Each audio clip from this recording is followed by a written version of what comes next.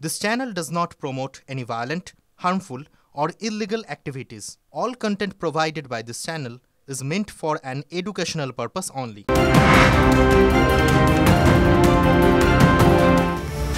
এই মুহূর্তে আরো একটা ব্রেকিং এ আমরা চোখ রাখবো। কলকাতা বিমানবন্দরে পাকড়াও 4 প্রতারক। বিদেশে চাকরি দেওয়ার নামে প্রতারণার অভিযোগ তাদের বিরুদ্ধে। বোর্ডিং গেট থেকেই ওই 4 জনকে গ্রেফতার করেছে পুলিশ। কলকাতা বিমানবন্দরের বোর্ডিং গেট থেকে ওই 4 জনকে গ্রেফতার করেছে পুলিশ। এই 4 জন প্রতারক বলে জানা যাচ্ছে।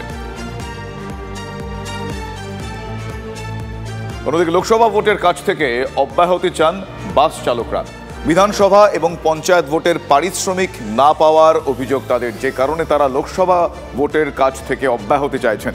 বকেয়া না মেলায় পারিশ্রমিক মেটানো যায়নি, এমনটাই দাবি বাস মালিকদের। আমাদেরও তো সংসার আছে, আমরা তো গতর খাটিয়ে খাই, আমাদের এই সংসার চালাতে গেলে তো বেতন দিতে হবে আমাদেরকে। তা বিগত দিনের পয়সা আমরা পাইনি, তার জন্য আগামী দিন ভোটে গাড়ি দিতে গেলে আমাদেরকে অ্যাডভান্স বেতন দিতে হবে, তবে আমরা গাড়ি নিয়ে যাব, নাচের নয়। মালিকদের গাড়ি কাকে দিয়ে পাঠাবে মালিকরা বুঝে নেবে। ভোটের পয়সা পাইনি আমরা, মালিক দিকে বলছি, তারাও আমাদেরকে পয়সা দিচ্ছে না। হয়তো সংসার আছে, চলবে কি হবে? তাহলে ওই জন্যই আমরা টাকা পয়সা আগে যদি দিলে তারপর আমরা গাড়ি নিয়ে যাব। কি করে যাব? আমাদের সংসার আছে, চলবে কি হবে? শুনলেন আপনারা তারা কি বলছেন। প্রশাসনের দরবার করেও সুফল মেলেনি, এমনটাই দাবি বাস মালিকদেরও। বাস শ্রমিকদের চাপ, অন্যদিকে প্রশাসনিক নির্দেশ, ফলে বিপাকে পড়েছেন মালিকরাও। আমার সহকর্মী তন্ময় বৈরাগী এই মুহূর্তে রয়েছেন আমার সঙ্গে সরাসরি। তন্ময়, তাহলে এই সময় দাঁড়িয়ে তারা বকেয়া না পেলে কাজ করবেন না এমনটা বলছেন, সত্যি তো তাই? তাহলে তাদের জন্য কি ব্যবস্থা হতে পারে বা হবে, কি জানা যাচ্ছে?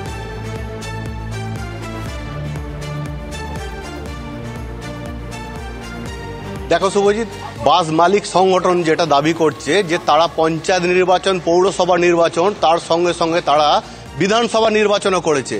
এমনকি কোভিড সিচুয়েশনে তারা পরিযায়ী শ্রমিকদের নিয়ে এসেছে, আবার কোথাও দিয়ে এসেছে।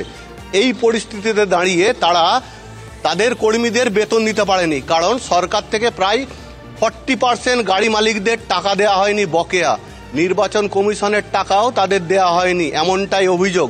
এমত অবস্থায় গাড়ির যারা কর্মী আছে, অর্থাৎ বাসের যারা কর্মী আছে, ড্রাইভার, কন্ডাক্টর, হেল্পার, তারা এই লোকসভা ভোটের নির্বাচন থেকে তারা সরে দাঁড়াচ্ছে। কেন না, তারা বকেয়া টাকা যদি না পায় তারা গাড়িতে কাজ করবে না।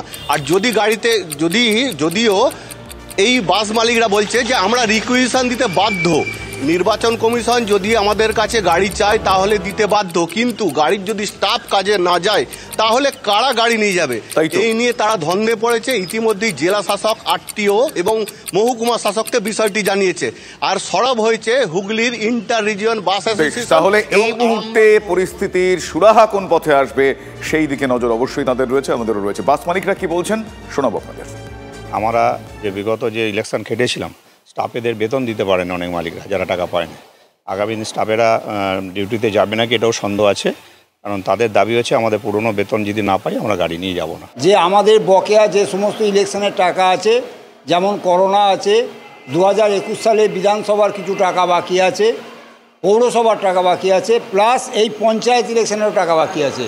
ওই টাকা যতক্ষণ না পেমেন্ট হচ্ছে আমাদের পক্ষে গাড়ি দেওয়া সম্ভব নয়। এই কারণেই স্টাফেরা আমাদেরকে বলে দিয়েছে আমরা গাড়ি দিতে পারেন, রিকুইজিশন করতে পারেন, আমরা টাকা না পেলে যাব না।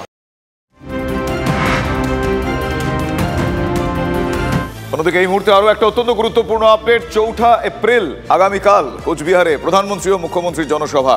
রাসমেলা মাঠে সভা নরেন্দ্র মোদীর, গুমানির হাট হাই স্কুল মাঠে সভা মমতা বন্দ্যোপাধ্যায়। নিরাপত্তায় জেলার বাইরে থেকে আনা হচ্ছে অতিরিক্ত 500 ফোর্স। অন্যদিকে ওয়াটগঞ্জের খবরে আমরা চোখ রাখবো। ওয়াটগঞ্জে পরিত্যক্ত এলাকা থেকে মহিলার দেহাংশ উদ্ধারে ক্রমশই কিন্তু রহস্য বাড়ছে। যুবতীর গোটা দেহ পাওয়া যায়নি, দেহের টুকরো টুকরো অংশ উদ্ধার করেছে পুলিশ। দেহাংশগুলি প্লাস্টিকে মুড়িয়ে রাখা ছিল। কে বা কারা মহিলাকে খুন করলো, কখন, কিভাবে দেহ ওই এলাকায় ফেলা হলো, বাকি দেহাংশগুলোই বা কোথায়, এ প্রশ্ন উঠছে। এলাকার কোনো বাড়িতে সিসি ক্যামেরা আছে কিনা খতিয়ে দেখছে পুলিশ। আমার সহকর্মী সুশোভন এই মুহূর্তে রয়েছেন আমার সঙ্গে সরাসরি। সুশোভনের সঙ্গে কথা বল। সুশোভন, এখনো পর্যন্ত এই ঘটনাকে কেন্দ্র করে যে সমস্ত প্রশ্নগুলো ঘুরপাক খাচ্ছে, সেই সমস্ত প্রশ্নের কোন কোন প্রশ্নের উত্তর মিলেছে, কি জানা যাচ্ছে? আর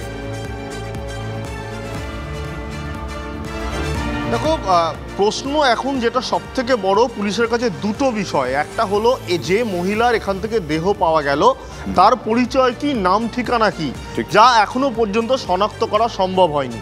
অন্য দিক থেকে যে দেহর যে অংশগুলো পাওয়া গেছে এখনো কিন্তু দেহের সব অংশ পাওয়া যায়নি, তাহলে সেগুলো কোথায় রয়েছে?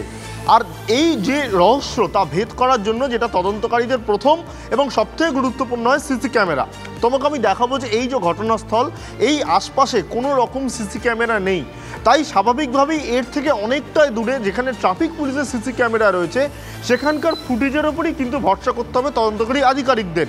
অন্য দিক থেকে এটি একটি মহিলার দেহ এবং এই মহিলার এখনো পর্যন্ত দেহ উদ্ধার করে তদন্তকারী এক প্রকার নিশ্চিত এই মহিলা বিবাহিত মহিলা, 35 থেকে 40 বছর বয়স। এবং এই জায়গায় দাঁড়িয়ে এই মহিলার দেহ এখানে কে বা কারা ফেলে দিয়ে গেল তদন্তকারীদের কাছে সব থেকে বড় প্রশ্ন।